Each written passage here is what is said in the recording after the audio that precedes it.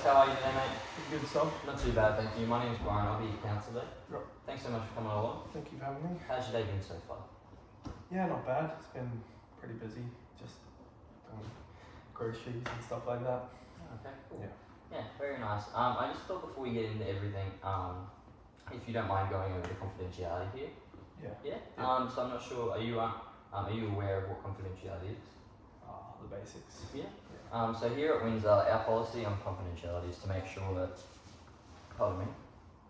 that you feel as safe as possible with all the information that you give us, and that all the emotions you're going through will not be, and all the conversations and all the emotions that you display to us will not go anywhere else except for between these four walls. That we will, I will maintain a professional relationship with you that creates a what am I saying? Jesus Christ. Hi Alex, how are you today, mate? Pretty good stuff. Not too bad, thank you. My name's Brian, I'll be your counsellor today. Thanks so much for coming along. Thanks for having me. I know you guys are busy, so. How's your day been so far? Oh yeah, not bad. Just doing the essentials like grocery shopping. And yeah, been pretty busy, but no. Oh, very nice. So I just thought before we get into everything, if you don't mind going through the confidentiality, is that alright? Yeah. Yeah? Okay, too easy. So you kind of have an understanding of what confidentiality is? Basics. Pardon me. And so we just might run through that quickly. Yeah. The policy here, as of confidentiality here at Windsor, is just to ensure that you feel safe, discussing whatever you're going through and making sure that none of that will be going beyond these four walls. Yeah. It's between you and I, and that it won't. None of this information goes out to anyone. And our whole goal is to make sure that you feel as safe as possible, and get you through the progress as an individual and not as a group discussion. If that makes sense. Yeah. So the only times that this information will go beyond the two of us is, let's say, we keep all your case notes on file just so we can track the progress of you, and we have the history of you as a client at our organisation. And so we have the only time that would happen is if my supervisor asked me just to have a look at your at your notes, and just to see how our progress is tracking along, whether I'm giving you the best possible service I possibly can. Yeah. And also with if you got into any, I'm sure it won't happen, but if you got in had a legal issue and had to go to court, and the courts asked for your case notes from our sessions, I would have to give that to them for legal reasons. Yep.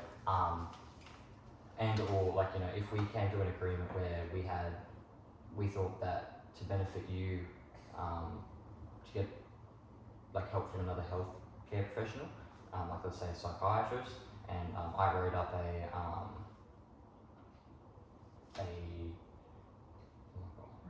referral, I would obviously ask for your okay to go ahead with everything. Yep. But that's it. Yeah, that's if it ever happens, which I'm sure we will be. We'll see where it goes. But Yeah. so if you don't mind just looking at that and signing that one. Yeah.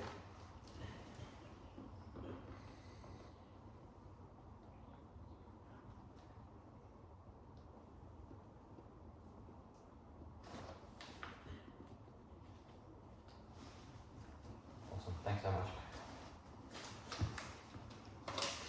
So just so I can kind of get a picture of as much as you want to tell me or as little as you want to tell me, just can you kind of explain what brought you here to counselling today? Yeah. I've been going through rehabilitation, with alcohol and drugs, and I just recently got out, and I've just been,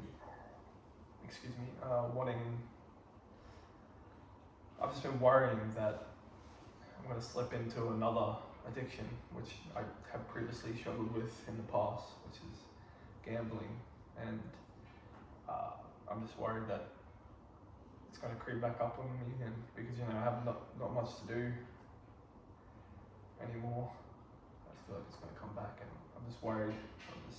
trying to take preventative steps. So what preventative steps have you already taken, do you feel, or you just... This Yeah, is pretty pretty much it. I'm just worried. Okay, yeah, no, well that's, so you graduated from your rehabilitation from alcohol and drugs. Congratulations, mate, that's a very big milestone, that's great.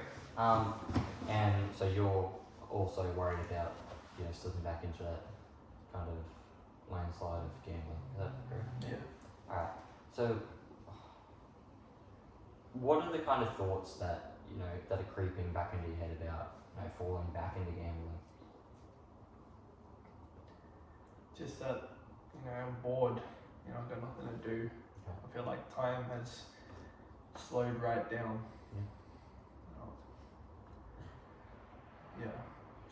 And I got nothing to do, so I just feel like the urge is coming back for me to do a legal thing, but it affected me so much. Like I lost the house, lost the kids. It affected me so much, and now I don't want to fall back into that. Okay. Yep. And so you're kind of just falling back into it because it's one of the only things that kind of kept you from being bored. Is that correct? Or yeah, I just don't know what to do with all this time. Is there ever been another kind of has there ever been a hobby that you have that's not drinking or having alcohol? Drugs? I love the footy. Yep. Footy's cool, but that's only on once a week, for a few days. What about recreational activities, as in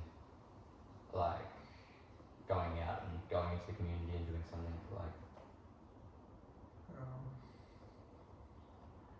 Not really. No?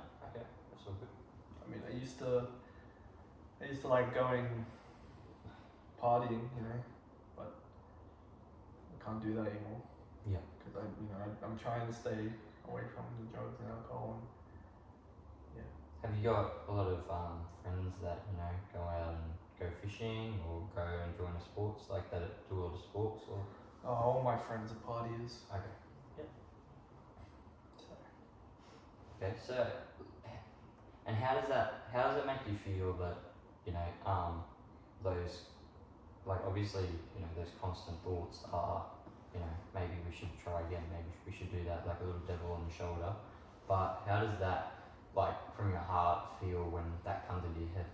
Do you think oh no, or do you think this is really sad that this is happening again, or it's what, or do you go into to a panic mode where what do I do? Yeah, I'm just so anxious because I've done so much work to get out of that stage of my life, and I've lost things that I can't get back. Yep. I'm just starting to get back on my feet in a way, and I just don't want to stumble again, and I don't want to lose the people in my life that I've met since then. Yeah. That don't know that side of me, because it's inevitable. Yeah, for sure. Okay, and I was thinking that we might try therapy. Is that okay? And some techniques to go along with that. Is that okay? Yeah. So what I think is most appropriate for this situation is something that's called solution-focused therapy. Are you aware of that at all? No. So social focused therapy, also known as SFT for abbreviation, is a psychosocial kind of therapy that focuses on solutions of a situation instead of actually the problem. So it is important in counselling and what have you as the client to talk about what's going on and what's affecting you from different standpoints, mentally with anxiety or depression or what have you. Yep. But also for this therapy in general, it's about trying to make sure that we're pushing the solution more than falling back on what's already happened. Does that make sense? Yeah. So there is this technique called the miracle question, and then there is a following technique after this, but we'll go through this one first. It's called the miracle question, and what happens is I want you to imagine, right now, I want you to imagine that you've gone to sleep at night, all the lights are off, no noise in the house, and overnight there's just been a miracle that's happened. And that miracle has caused you to not have any more urges to do any drugs, alcohol, gambling, it's all out the window. And you feel more, I don't know, that just happens. And then you wake up. How would that, one, affect you?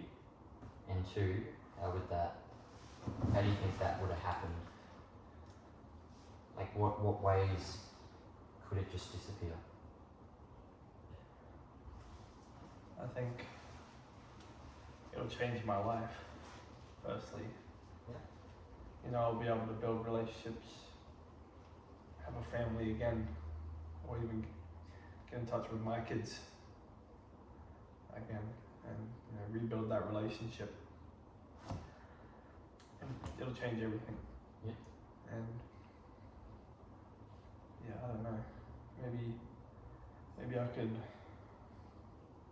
make new friends or something that don't go out and party. So giving yourself a different social kind of aspect group kind of thing? Different social group aspect, yeah. People with more goals, career goals, life goals. Yeah. Or I guess I could try some new hobbies. I mean, I've always kind of wanted to, I grew up in a fishing family, so I've always kind of wanted to go back out and start fishing. I really love those answers, mate. That's really good. Have you got any more or no?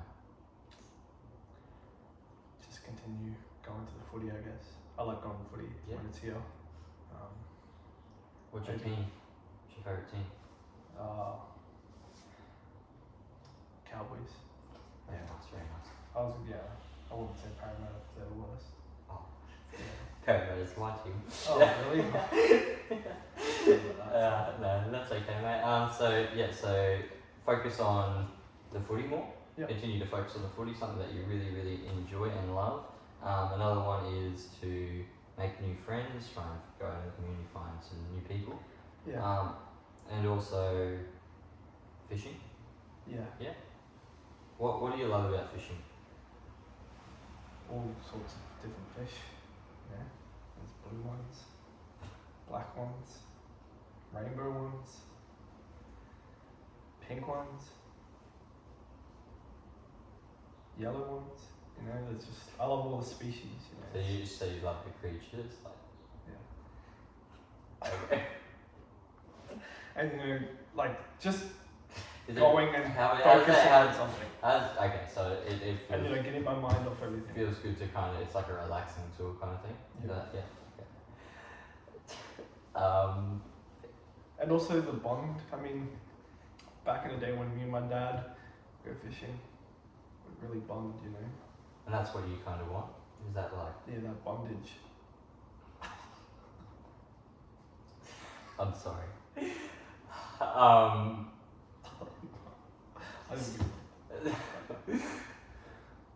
Yep. And just feeling relaxed and everything about it all. Is that true? Just not worried about life at all. Okay. Now the next technique, which is a follow-up of that miracle question, is if you were to wake up that day and you're fully aware that none of these urges are there anymore, like you don't have any of those urges, how would that make you feel better as a human, and how would your emotions and thoughts improve, do you think? I just feel like I wouldn't be stressing about it, so I could worry about other things, furthering my careers.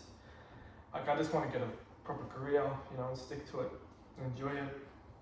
So, continue, sorry. And build, some wealth, have family, So you think the only thing that's holding you back from a healthy family, relationships, and the big career is this urge? That's why also you're worried about it? Yeah, because as I said, I've lost people in the past over it, and that will continue to happen if I continue to do it. So. Okay. So just one of those things to always think about, I guess, is,